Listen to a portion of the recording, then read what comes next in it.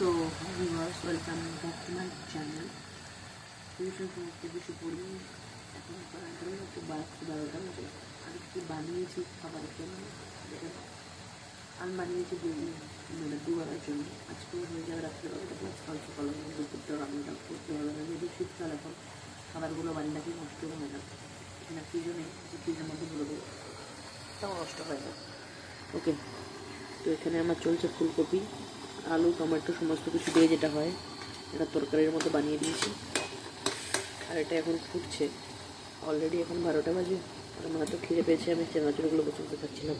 এখানে বেগুন ভাজাগুলো রেখেছি, যদি ভাজতে ইচ্ছে করে তাহলে যেহেতু হলুদ দিয়ে দিয়েছি তো নষ্ট হয়ে যাবে, ওই জন্য ভেজে দিতে হবে।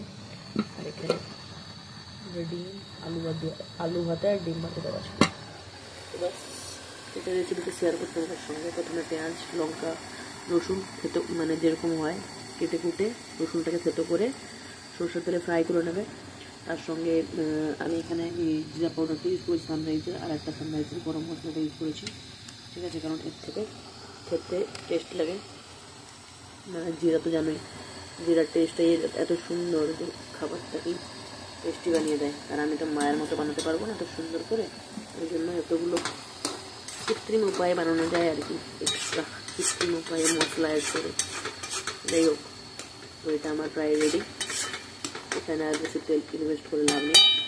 ওকে, এটাকে আমি সমস্ত ফুলকপিটাকে যেরকম বললাম, পেঁয়াজ, রসুন, লঙ্কা, টমেটো সমস্ত কিছুকে সরষের তেলের মধ্যে ভেজে নেবে। তারপর ফুলকপিটা ভেজে দেবে, তারপর আলুটা দিয়ে দেবে, যেটা সিদ্ধ করো তোমার আলুটা, বা তোমার নর্মালও আলুটা এখানে সিদ্ধ করতেই পারো। তারপর হাই ফ্লেমে ফুটতে দিয়ে দাও আর কি, জল দিয়ে দাও, খতম আর কি। আর ফুলকপিতে বাস এবার বেগুনটা ভাজবো, দেখতে পেয়েছি।